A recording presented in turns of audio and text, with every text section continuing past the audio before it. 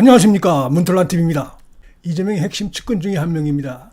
김용과 정진상, 이 둘은 나의 그 측근이다 할 수 있다라고 이재명이 스스로 시인한 그런 인물 중에 하나죠. 지금 그 1심에서 징역 5년을 선고받고 추징금 6억 7천만 원을 이렇게 선고받은 바 있습니다. 최근에 보석으로 나와서 2심 재판 중인데 2심이 늦어도 11월 달에 결심이 날 것으로 재판장이 밝혔습니다. 어쩌면은 10월에 결심이 날 수도 있다, 이런 얘기까지 했어요. 그래서 이 김용의 범죄는 이재명과도 직결되어 있습니다.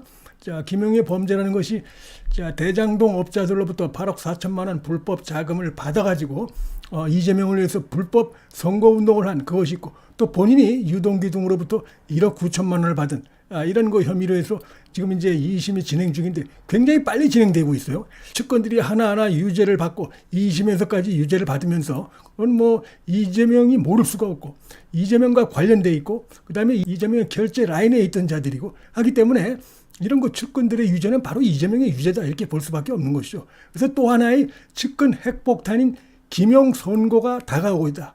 올해 안에 끝난다. 여영도 이제 올해 안에 끝나는데 김용도 올해 안에 끝난다, 이런 것이 나타나고 있습니다.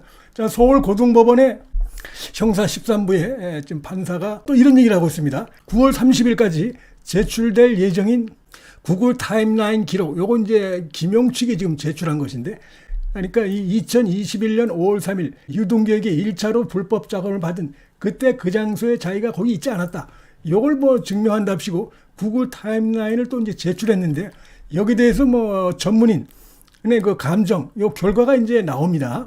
그래서 9월 말에 여기 나오게 되면은 이거 뭐 김용 측의 주장이 뭐 이유가 없다, 이렇게 판단이 되면은 변론 종결을 10월 24일로 앞당긴다, 이런 얘기를 하고 있습니다. 그래서 하여튼 뭐 11월에서 12월, 늦어도 12월 사이에는 이재명의 또 다른 핵심 측근인 김용에 대해서 선고가 나오게 돼 있고, 이것은 이재명에도 역시 핵폭탄이 될 수밖에 없다, 이렇게 말씀을 드릴 수가 있겠습니다.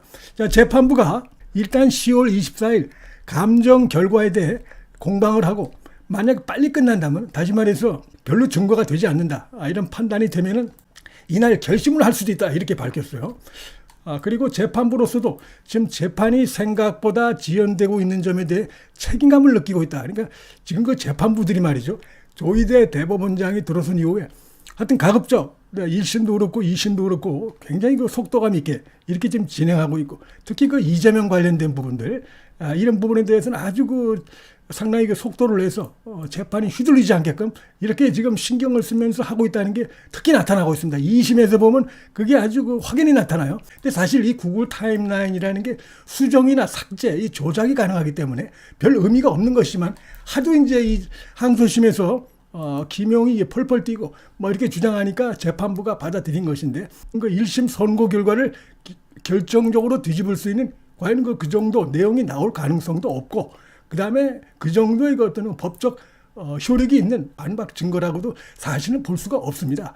근데 하여튼 뭐 여기 이제 감정하는 사람들이 이제 감정을 하는데 뭐 거짓말을 할 수는 없는 것이죠. 엉터리로. 결국은 이거는 1심 선고와 다른 어떤 뭐가 나올 가능성은 없다, 저는 그렇게 보고, 그 다음에 이날 또 황당하게 이 김용 측이 지금 검찰이 유동규도 1억 원을 뇌물 받은 부분이 있지 않느냐, 근데 왜 유동규는 기소를 하지 않고 그 부분은 빼고 있느냐라면서 검찰이 유동규를 봐주고 자기를 집어넣기 위해서 이재명에게 불리한 이런 그 재판을 가져가기 위해서 유동규는 봐주고 있다, 그 바람에 유동규가 허위 진술을 하고 있다, 뭐 이런 주장을 했는데, 여기에 대해서도 사실상 그 재판부가 일축하는 거나 다름없는 이런 발언을 했습니다.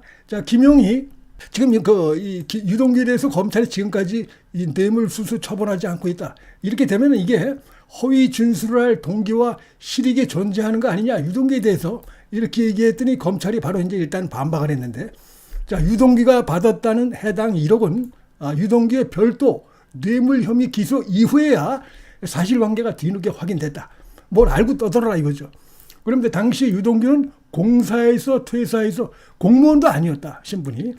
그렇기 때문에 종합적으로 검토해야 될 부분이 있기 때문에 현 단계에서 별도의 처분이 이루어지지 않은 것이다 라고 반박을 했고, 그 다음에 유동규도 이제 이날 그 재판에서 나는 내가 돈 받은 거 모든 걸 다 지금까지 재판에서 얘기했다, 지금 그 말한 1억 원도 내가 다 이미 얘기를 하고 있다, 뭔 소리를 하는 건지 모르겠냐, 내가 모르겠다, 내가 감추고 있는 게 아니다, 모든 것을 사실에 입각해 내가 지금 자백을 하는 입장이다. 뭐 유리하게 돌아갈 게 나한테 하나도 없다. 왜 저렇게 말하는지 이해 못하겠다 이렇게 반발하고.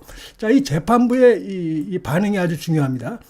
일단은 뭐 얼핏 보면은 중립적인 입장에서 하는 것 같지만 사실은 이 김용 측의 입장을 강력하게 비판하는 이런 발언이라고 볼 수가 있어요. 자, 서로 입장에서 하는 주장에 불과한 의미가 없는 변론들이 포함되어 있다. 이 얘기는 뭐냐면 이 지금 김용이 주장하고 있는 무슨 뭐 유동규가 1억 원을 받았는데 여기에 대해서 검찰이 지금 모른 체 하고 있다. 그래서 유동규가 거짓말을 하고 있다라는 주장에 대해서 의미가 없는 변론이다. 이렇게 일축해버린 것입니다. 이 재판부가. 그다음에 김용이라든지 이들의 재판받는 태도에 대해서 상당히 문제시하고 있는 것이죠. 궁극적으로는 증거에 의해 판단하겠다. 그러면서 이 얘기를 하고 있습니다. 이 재판을 이용해 쟁점화하고 외부로 의견을 표명하는 것은 부적절하다. 자제하라. 라면서 이것도 결국은 뭡니까? 김용을 겨냥해서 민주당과 유착해서 법정 밖에서 흔드는 이런 행태가 지금 뭐 김용 재판뿐이 아니고 여기저기서 벌어지고 있는 걸 이제 뭐 이 재판부도 알고 있겠죠. 그래서 그런 짓 하지 마라. 라고 강력하게 경고한 것이다. 이렇게 볼 수가 있겠습니다. 2심에서도 김용에 대해서 조만간에 올해 안에 어떻게 전부 몰려 있어요. 10월 말에서 11월, 늦어도 12월에 지금 이제 이재명의 이 본인도 그렇고 1심 선고가 이제 10월 말에서 12월에 나오죠. 그다음에 측근들 전부 다 지금 이화영도 그렇고 보니까 또 하나의 그 핵심 측근인 이 김용도 그렇고 11월 늦어도 11월경에 선고가 나오게 돼 있는데 그 유죄 선고는 이재명의 치명타가 될 수밖에 없는 게 자기는 뭐 대장동 업자들 잘 모른다. 이렇게 지금 얘기하고 있고 유동규에게 책임을 떠넘기고 대장동 비리에서 그러고 있는데 김만배 등 대장동 업자들과 유착이 돼서 유동규로부터 8억 4천만 원을 받은 이런 부분이 드러났는데 그 돈이 이재명의 대선 경선 당시에 불법 자금으로 쓰였습니다. 그러니까 이재명의 치명타가 될 수밖에 없는 것이고 저들을 잘 모른다라고 하는 그런 부분들이 거짓말이다. 이런 부분이 드러나는 것이다. 이렇게 볼 수가 있겠고요.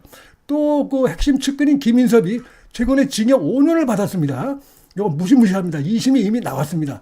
그러면서 이 김인섭의 선고문에 보면 이재명, 정진상 등과의 그 친분 관계를 이용해서 불법적인 청탁을 해가지고 부정한 자금을 수취하고 그다음에 백현동에서 비리가 저질러졌다라고 이 김인섭의 2심 선고문에 그게 나와 있습니다. 결국은 그렇게 해서 인허가권자인 이재명이 모를 수가 없고 이재명이 도장을 찍어주지 않으면 일어날 수 없는 그런 그 범죄들이기 때문에 이거는 곧바로 이런 측근들의 범죄는 곧바로 이재명 범죄가 될 수밖에 없는 것이기 때문에 하나하나 계속해서 결국 이재명을 직접적으로 겹주는 그런 그 재판 증거들이 이어지고 있다. 이재명은 사실상 무상급식소 갈 날이 점점 다가오고 있다. 자, 이렇게 말씀을 드릴 수 있겠습니다. 문틀란 TV 여기서 마치겠습니다. 시청해 주셔서 감사합니다.